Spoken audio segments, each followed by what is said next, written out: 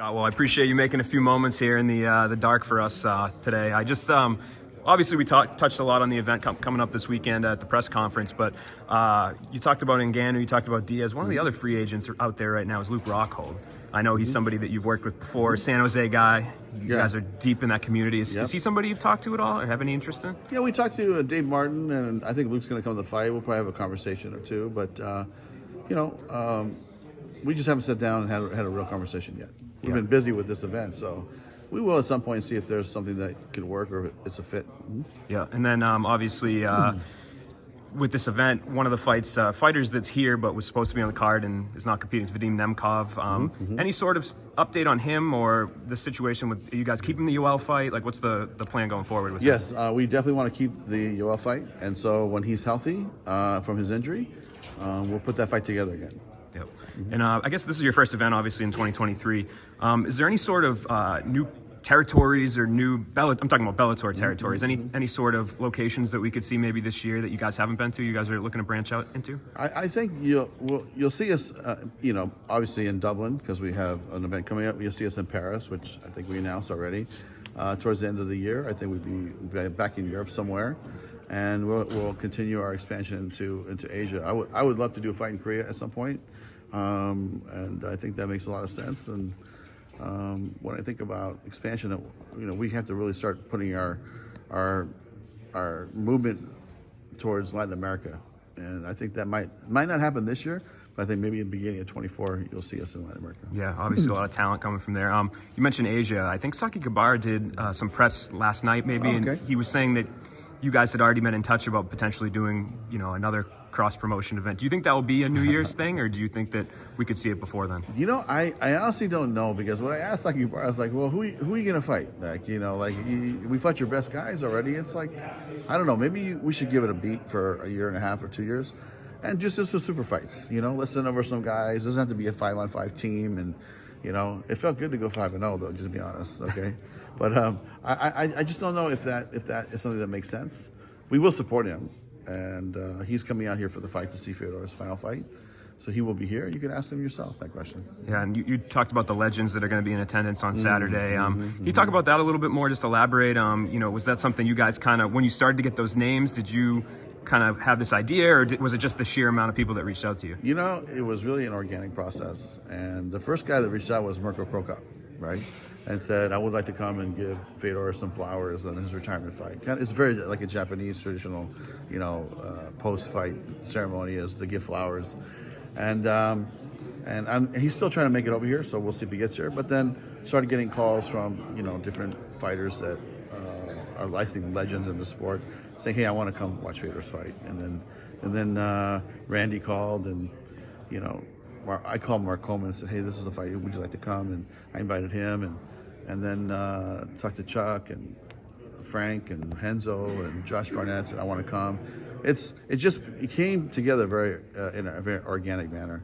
So I said, you know what? That would be an amazing in-ring, ceremony and send-off for the greatest heavyweight fighter of all time into retirement, is to have all these legends behind him as he puts his gloves down. So as he stands up, he can turn around and they can all congratulate him. And these are his peers. These are the people that built the sport. And these are the roots of the foundation which, MMA was built on. So I'm really, really excited about having those guys there. And they're excited to come, and Fedor's happy they're going to be there. So it's going to be a great moment for Fedor. Yeah, and when you mentioned Josh Barnett, it kind of ticked in my brain. Obviously, he was is with Bellator. Is he he's never formally retired? Is he still part of the organization? He fought in Japan. I think he's retired from Bellator, but I think that in Japan he fought for. I can't remember I went to the show actually, but I don't remember the name of it. But it was he fought in a modified rules type show where they do wrestling and MMA, and they have like a little moat, something like that. Yeah. But he fought. I thought he looked good, But I think that this is going to be the end of an era with Fedor. And when I think about Barnett, I mean, really, there's 3 fights I really wish I could have seen Fedor fight, even just as a fan. And I would have loved to see him fight Randy Couture back when they're trying to put that together. I would have loved to see that fight. And then I would love to see him fight Josh Barnett. That was another fight that was supposed to happen. And I think there's one more. I would love to see him fight Anderson Silva, like, maybe 5 years ago. I mean, how amazing would that have been, right? Yeah. So, to me, there were some great fights that didn't happen for whatever reason, but it just wasn't meant to be, and that's how Fedor feels. To ask you about some of the other stuff going on, you also announced the return to Temecula in March, and notably the featherweight fight between Liam McCourt and Kat Zingano. I think people are wondering, what happened with either one of those women just fighting Cris Cyborg as the next title defense. Yeah, to me, this is an elimination fight. Chris is still under contract, and we're talking to her about when she could come back, when she'd be ready. But listen, we love Cris Cyborg. She, to me, is amazing. She's the GOAT of the female division. And I still think she's got a lot in her gas tank. So when she's ready to come back, we look forward to making a deal and having her back into the cage with Bellator. We've heard Kat Zingano bring up that, like, hey, I'm trying to get extra drug testing for a potential fight with Chris. Has that been a thing that has held up any negotiations at all with that particular bout? Yeah, no, listen, we've made it our policy. Like, if you have, like, California, Andy Foster does all the testing here, right? And so we go to Mohegan's son, Mike Mazzulli, president of ABC, does all the testing. So to me, and she's been through the USADA program for how many years when she was fighting at UFC. So, it's something that we'll go by what the commission requires, and that'll be it. But at some point, we brought Kat Zingano here to fight Cyborg. Clearly, that was the message. We want you to fight Cyborg, and it just hasn't happened. But let's see what happens on the 31st against Liam McCourt. And if it works out, she has to step up and take that next challenge.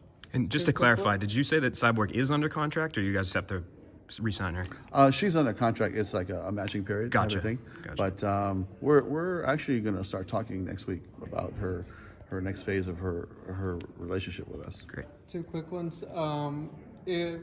Valerie Loretta, former fighter, Okay. WWE Yep. debut. Did you see it? Were you impressed? I didn't see it. Did she win? She did not, but she had a good highlight on social media. Okay, great. I'll go look for it. But I didn't see it. But listen, I wish her well, man. She's a nice kid, and she has dreams to be a pro wrestling star. I wish her luck. And if she ever wants to come back, then she can come back and fight in Bellator. Finally, this is a question on my show. We just want it for a record. If Dillon Danis ever wants to fight anywhere else, do you get cut a check? Listen, Dillon Danis, like he said, we take money from his purse. We don't take money from his purse. Okay, so let's make that very clear. And I talked to his management the other day, and I keep asking, what do you guys really want to do? Really, it's up to you guys. Like, we can't make you come fight, right?